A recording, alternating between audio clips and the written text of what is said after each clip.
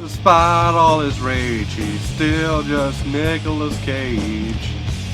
Despite all his rage, he's still just Nicolas Cage. And someone will say his career can never be saved. Despite all his rage, he's still just Nicolas Cage. Welcome to Just Nicolas Cage, where I very slowly work my way through Nicolas Cage's filmography, and today I'm talking about the 2011 home invasion thriller, Trespass. In Trespass, Nicolas Cage plays a very business-minded diamond dealer in a bit of a stilted marriage, and one night his daughter sneaks off to a party right around the time four masked hoodlums break into his house and demand the combination to his safe. And now Nick Cage has to try to come out of this situation unscathed, but after a series of secrets and lies get revealed, things begin to escalate. You know, home invasion movies are not my favorite subgenre of film. I mean, I get the appeal. I think it's the plausibility of the scenario that attracts people to them. I mean, the idea of somebody breaking into your house and holding you at gunpoint is a lot more likely to happen than a guy with a glove full of knives haunting your dreams. And I think the concept of strangers breaching one's privacy, particularly the privacy of one's own home, taps into a lot of people's fears. But my problem is, a lot of these movies are pretty much the same. A burglar breaks in and a cat and mouse game ensues, and that's basically what a lot of these movies just boil down to. They're not all the same, obviously. I've seen some that get artsy and satirical with it. I've seen some that have tried to subvert the tropes. And I even saw this really crazy one where a sadistic child almost murdered the home invaders. But I think for the most part, there's only so much you can really do with the concept before it gets repetitive.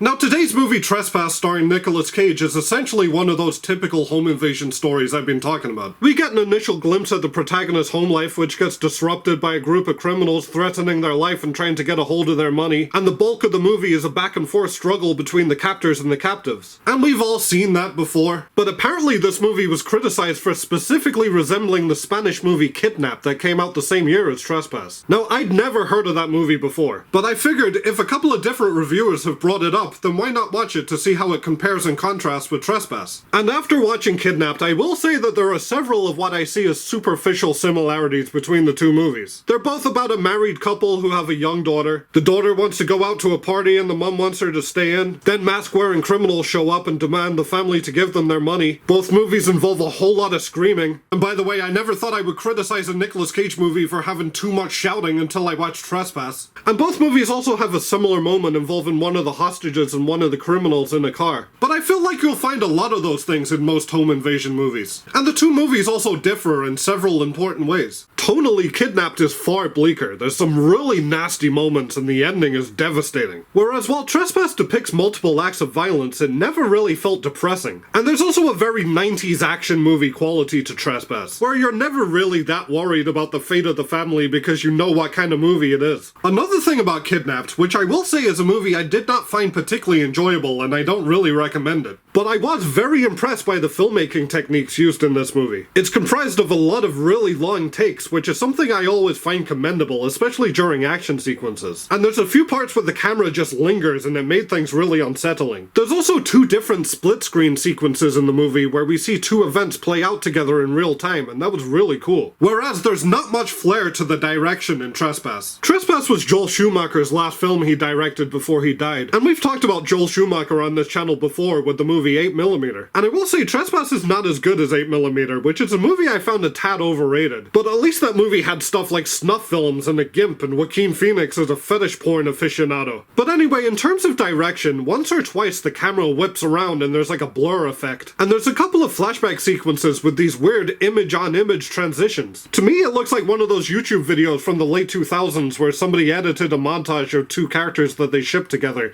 with like Evanescence playing in the background. To be fair, we later discover in the movie that this is just the character's deranged point of view of how he saw things. But I also think that there was probably a less stupid looking way to convey that visually. And other than that, there's no bells and whistles really to the direction style. But I think the biggest difference between Kidnapped and Trespass is that Kidnapped has a very thin story. It's kind of just the bare bones of a plot and we don't really know anything about any of the characters and there's little to no twists in the story. Whereas Trespass fully doubles down on the plot twists. To the point where it's almost like the movie heard me complaining about how all home invasion movies are the same and went, okay, then have a plot twist. and another twist, and another twist. And this movie kept on introducing and retconning its own ideas. The best way I can put it is, you know how J.J. Abrams wrote Force Awakens and set up a bunch of plot points, and then the sequel Last Jedi was written by Rian Johnson, who kind of undid some of that and took things in a different direction. And then when J.J. Abrams took the reins again, he was like, no, never mind what Rian Johnson did in the last movie, here's what's really happening. And that's kind of what every 10 minutes of the movie Trespass felt like, and heads up for spoilers. So at one point we learn that Ben Mendelsohn is only doing the robbery to get money for his dying mother. But then 5 minutes later it turns out that that was a lie and his mother is just a fat-ass drunk. And he's really doing the robbery because he owes money to a drug dealer after he got robbed. But then it turns out that his brother set him up so he could spend more time with Nicole Kidman, because as we're led to believe, Nicole Kidman is cheating on Nick Cage with that guy. But then it turns out the guy's just nuts and Nicole Kidman isn't cheating on him at all. This movie really should have just been called But Then It Turned Out.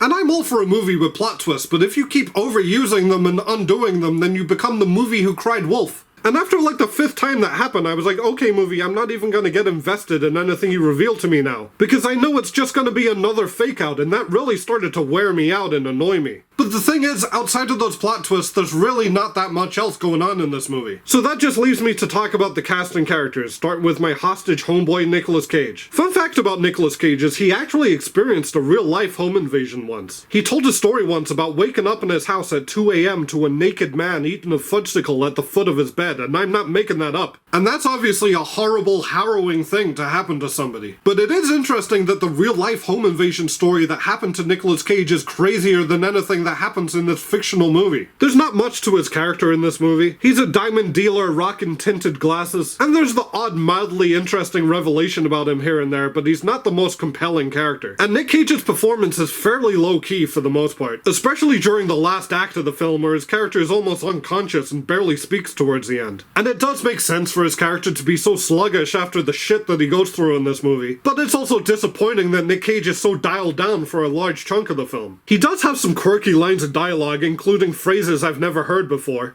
Are you cartooning me?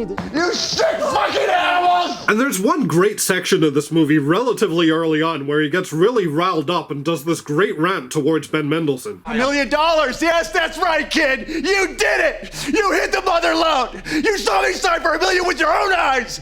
And it's right there, just inches away! All you have to do is just let my wife go!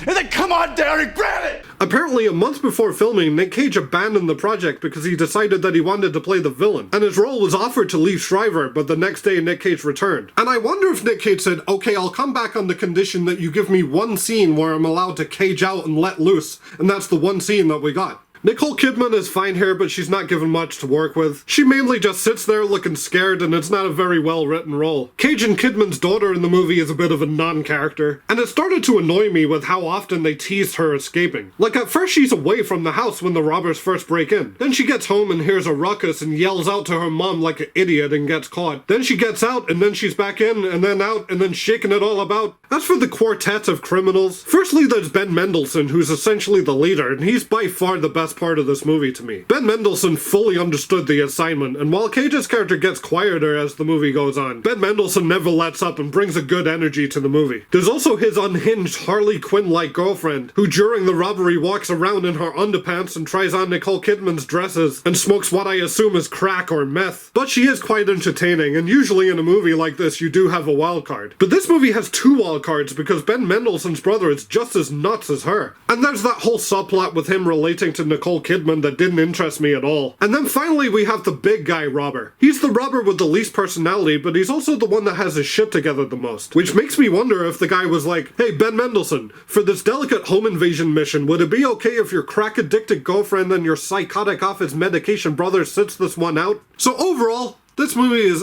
I see it as a middling entry to a subgenre that was not my cup of tea to begin with. I think that on paper the movie has a lot of components that typically constitute a decent thriller. But for a story with so much bravado and so many rug pulls, there's very little substance to it. It's such an unsettled, restless movie experience, and by the time it ended, I felt quite empty and unfulfilled. I don't hate this movie. I thought the performances were pretty good and it moved by at a fast pace, but I don't recommend it. So the next movie Nicolas Cage did was Ghost Rider: Spirit of Vengeance. So until then, thanks for watching.